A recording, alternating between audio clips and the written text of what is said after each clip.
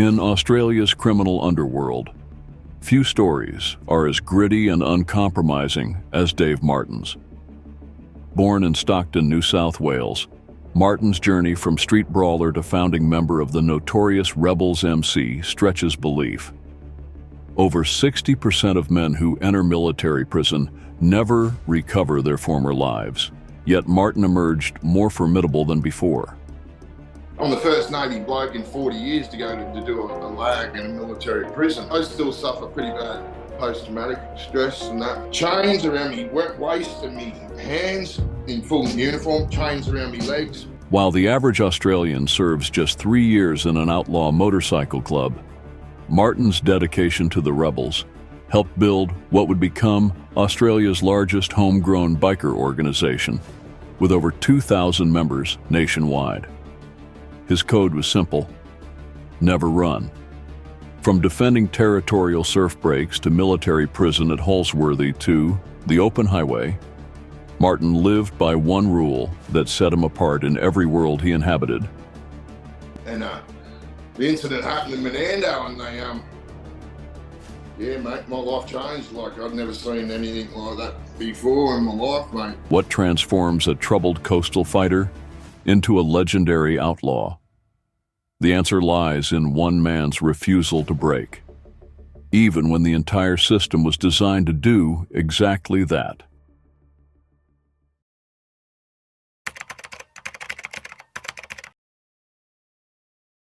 Stockton wasn't a city that gave second chances. You either learned to fight or you learned to run. Dave Martin, he never ran. Growing up in the coastal town of Stockton, New South Wales, he lived in a world where the ocean met asphalt and respect had to be earned, not given. My name's Dave. I'm from Newcastle, little town, suburb, coastal town called Stockton. Yeah, 55 years old, going on 66 now. He was raised by a mother who worked harder than most men, and a grandmother who refused to let him back down from a fight. But back then it was violent. You know, I was brought up in the 70s and 80s playing football, and I played front row, so you had to be violent, you know, and that was, I never had a dad, you know. I was brought up by my mum and my granny, single parent, no license, nothing like that, you know, and never had a car. There were no handouts, only hard lessons, and from an early age, he understood that protection wasn't just a responsibility, it was survival. On the football field, he was a force of nature, crashing through defenses with the same raw power that made him feared off the field. So my mum, she put it into me that I had to be the protector of the family and the football. I loved watching. My favourite team was Western Suburbs, the most violent team in the Sydney competition, and they were at their height of being violent. And you know, so I copied him for those, and that. The game was more than just a sport. It was a battlefield where only the toughest thrived. He wasn't just playing for points, he was making sure no one forgot his name. We got in the drugs, and you know, I played footy as well, loved me footy, and I played for New South Wales country team when I was younger, and you know, scored over 200 points in a couple of seasons in a row. Yet, football was only part of it. Stockton's waves belonged to those willing to defend them, and Dave's crew enforced that rule without hesitation. Surfing wasn't about relaxation, it was about territory. If you weren't local, you weren't welcome. And if you didn't understand that, you'd learn the hard way. It was unreal, surfing, skateboarding. We were the crew that I hung around with. We were pretty, you know, we were before the, you know, not saying that we were anything like the Bra Boys, nothing like, but we were localism. We were local, all about localism and our beach, you know what I mean? And we ruled the beach, and you know, we were pretty violent in the surf, and a lot of fights with people coming to surf our break, and a lot of beach parties, a lot of fighting, a lot of pubs, and then, you know, we were kind of the outcasts. The streets were no different. Pubs turned into war zones, and weekend fights became a tradition. Drinking led to brawling, and brawling led to reputation. But as the years passed, the stakes got higher, and so did the cost. Drugs crept in, speed, heroin, anything that kept the rush going. The fights got bloodier, the nights got longer, and the mornings brought regrets that were harder to shake.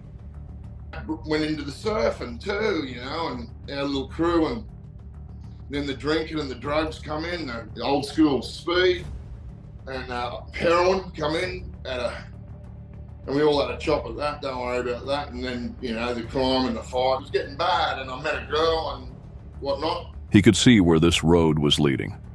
Some of his friends had already reached the end of it, either locked up or buried. But I went into work in the nightclubs and the pubs in Airlie Beach and Hamilton Island and the Cairns and all that for a few years, and mixing with on the fringe, and you know, and on the fringe of the clubs and good mates. Didn't want to join, you know, but I was into motocross bikes and freestyle, and that was just coming out. But I was always on the fringe, you know, and doing drugs and, you know, collecting debts and all that kind of caper. And then my missus got pregnant, and I thought, I'm going to jail for a long time, or this is going to end bad. The kid's going to, you know, it's going to end bad. So he did what no one expected. He walked away from the streets and enlisted in the Navy. It wasn't an escape, though. It was just a new kind of battlefield, one with different rules and higher stakes. Dave Martin, the street fighter, was about to become a soldier. And while he thought he had left the past behind, he was about to learn that some battles follow you no matter where you go.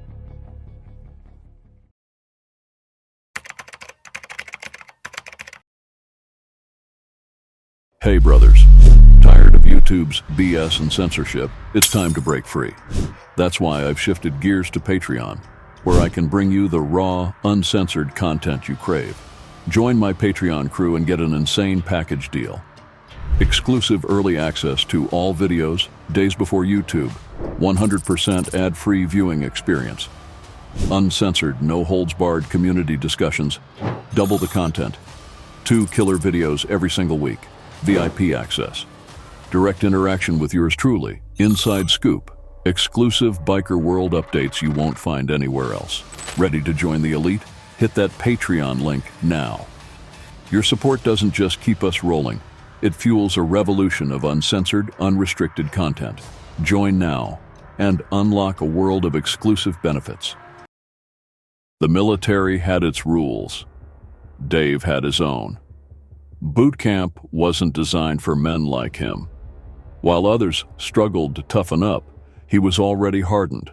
His body had been trained in bar fights, his endurance built on the streets, and his instincts sharpened by survival.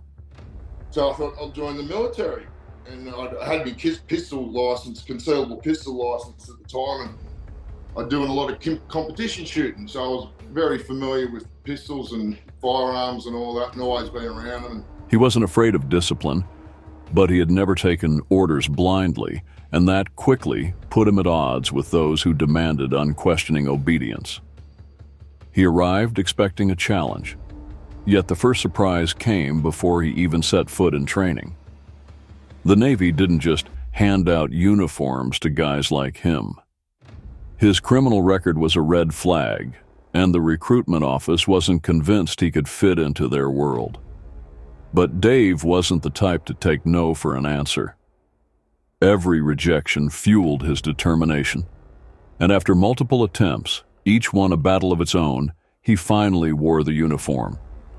My criminal record kept coming up, and you know, I said, "Oh, this is discrimination. You know, this is bullshit." You know, and they said, "Well, send us your court documents." By this stage, I'd been tried about 7 times to get in. They kept asking me back, and your English isn't bad, your arithmetic isn't too good, go and get a tutor. And I was thought, I've got to do it. And once I set my mind to something, I set my mind to it, you know. And bullshit me way in, and I finally got in there. But earning it didn't mean the fight was over. It only meant the battlefield had changed. From the first day, it was clear he wasn't like the other recruits. Some came in fresh out of school, still learning how to stand up straight. Others were tough, but didn't know what real violence looked like. Dave, he had already survived wars of his own. So when an instructor tried pushing him, he pushed back, sometimes literally. He wasn't disrespectful, but he also wasn't about to be treated like a kid. That attitude earned him punishments, but it also earned respect from those who knew what real strength looked like. He trained harder than most, not because he had to, but because he refused to be anything less than the best. Every drill, every test, every brutal physical challenge, he attacked them like they were personal. Pain didn't slow him down, it fueled him. The same fire that made him feared in the streets now made him unstoppable in training. I was good at my job, real good at my job, and yeah, and I had a lot of support, and I got a lot of, even to this day, a lot of references. People talk, like I said, mates that have been in for 30 years ago, people still talk about it. That was great, good camaraderie. Places, like I said, would have had the chance to go there. Never ever. A lot of things that I've done, playing with millions, jumping out of helicopters and, gun, my forte was weapons and explosives. Then came the first real test of control. During a night out, an off-duty officer decided to remind Dave that rank meant power. Words were exchanged, tempers flared, and before anyone knew what was happening, fists were flying. The fight ended quickly, but the consequences didn't. The next morning, Dave found himself standing before military police, facing charges that could have ended his career before it even began. But he wasn't just some reckless street thug. He knew how to navigate the system. He secured a barrister, fought the case, and walked away still wearing his uniform. So, and plus I got a barrister, because I know the laws and all, I've been through the system, and I had a bit of money behind me. Most men would have learned their lesson. Dave, he doubled down. If the Navy was going to be a fight, then he was going to win it on his terms. He wasn't there to make friends, and he wasn't there for medals. He was there because he had chosen this path, and no one was going to force him off it. But what he didn't see coming was that the biggest fight of his life wouldn't be against an enemy. It would be against the system itself.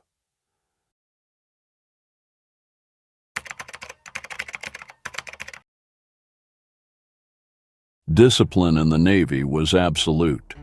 You followed orders, or you paid the price. But David spent his life playing by his own rules, and that was about to catch up with him. At first, he managed to walk the fine line between rebellion and survival, but the cracks were starting to show. He had already earned a reputation.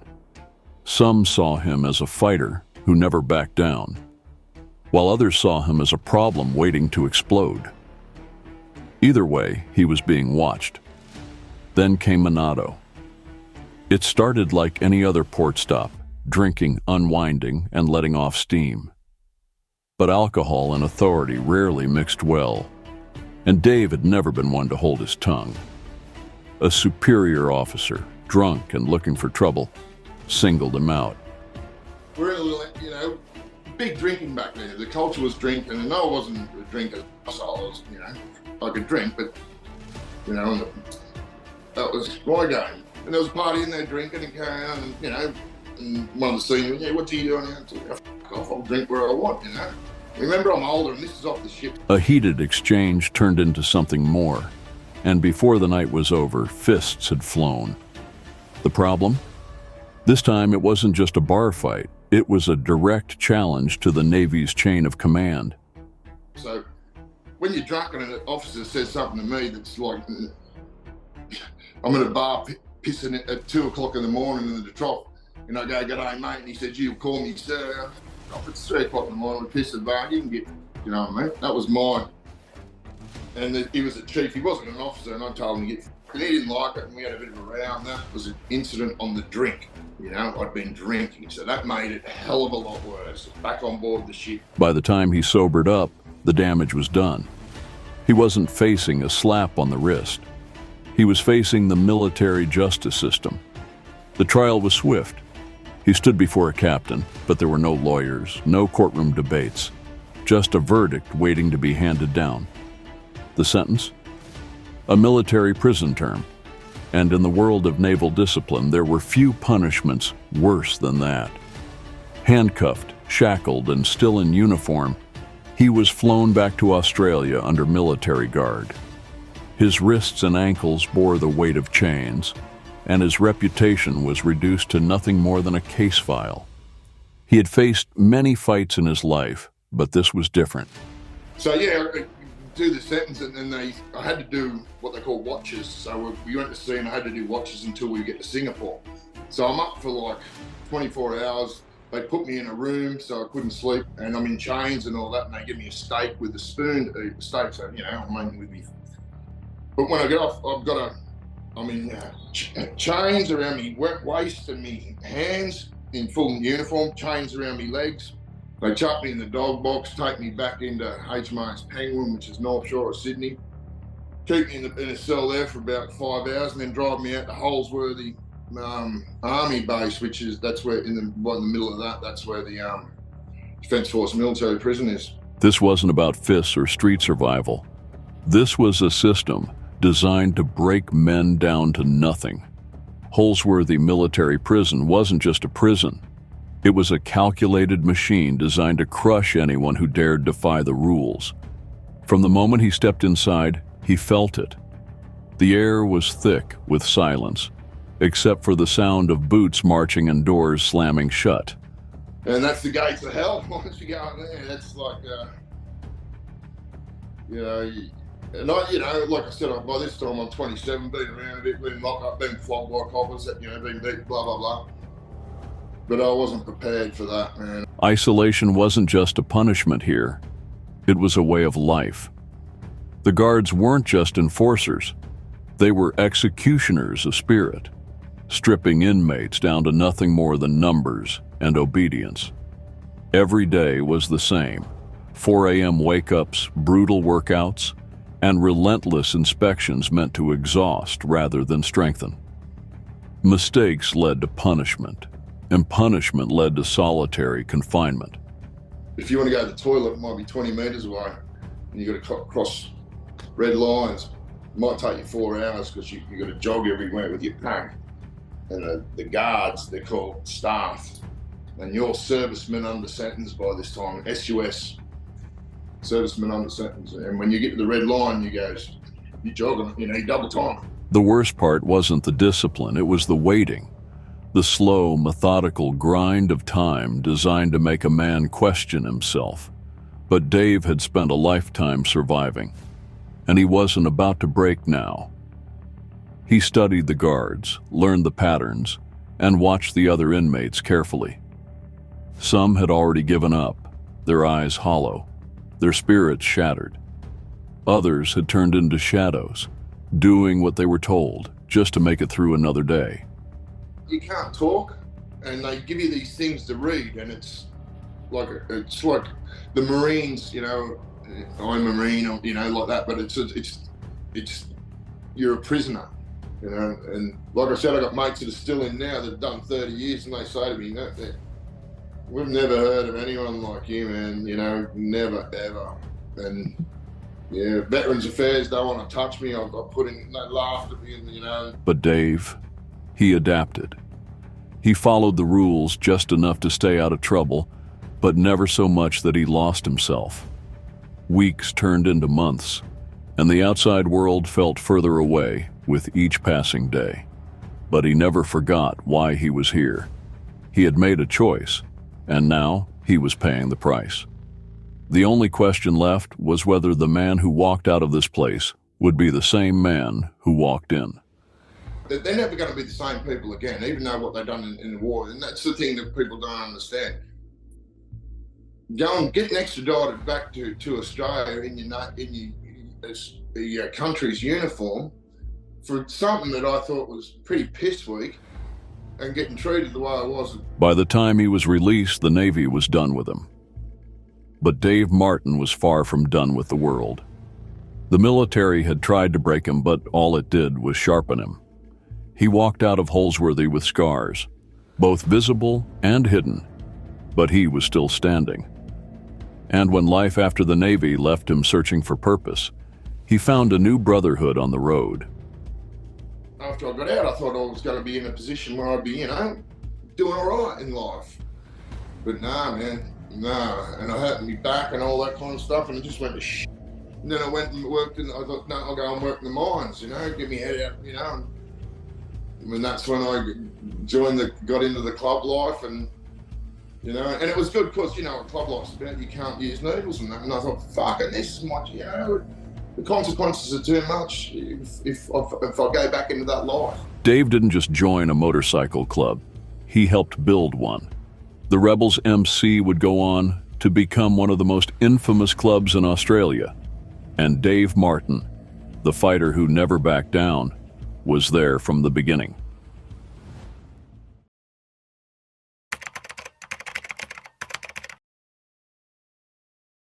The Navy had shaped him, but it had never owned him. When Dave walked free, he wasn't looking for redemption, he was looking for a life on his terms. And that road led to 2 wheels, an open highway, and a new kind of brotherhood. Just working with a few by that stage, I was always into bikes, and I had a bike, I had a Harley by that stage, and a few of the boys around town and that, and working and that, because I love doing burnouts, I'd ride it like a 2-stroke, and I had a fat boy, brand new fat boy, and I'd ride it like a 2-stroke. I think it was, and anyway, they said come and have a few parking drinks, and I told them I'd been around, didn't want to join and all that, and been around for a long time and partying with them and all that. The motorcycle world wasn't just about bikes. It was about loyalty, respect, and standing your ground. That was something Dave understood better than most. Riding wasn't just a pastime. It was a declaration of freedom. But freedom had its price. The early days of the Rebels MC weren't about image or notoriety. They were about survival. The club wasn't just a group of riders. It was a gathering of men who had been cast out, men who weren't made for ordinary lives. And like I said, we were doing great. We had, we just bought our own clubhouse. We had, tattoo shops. We had, we had a lot of businesses, which was great. We're all doing good. And that's the thing too. My chapter, I was the only one that had a criminal record. And I couldn't believe that when I joined. You ain't got a criminal record, Like, all right, but they were hard, old school hard, man. Dave was one of them, and he quickly rose through the ranks, earning his place not with words, but with action. As the club grew, so did the attention. From law enforcement, from rivals, and from the public. The Rebels were no longer just another motorcycle club. They were becoming a powerhouse, and with power came enemies. Yeah, it wasn't even, it was a scuffle in Surfers Paradise. And that the government, between 2 clubs, it was nothing. But they blew it all up, but the flood laws only affect 2 types of people: pedophiles and 1%ers, outlaw motorcycle clubs. Those are who the people, and it says in the blood laws, pedophiles and 1% OMC club members. Dave had fought battles in the streets, in the military, and in prison. Now he was fighting to protect the very thing he had helped build. Through it all, he remained the same, fiercely loyal, unshakable, and willing to go to war for his brothers. He had left the military behind, but he had never stopped being a soldier. Only now the battlefield was different. The road had made him an outlaw, but for Dave Martin, that was exactly where he belonged.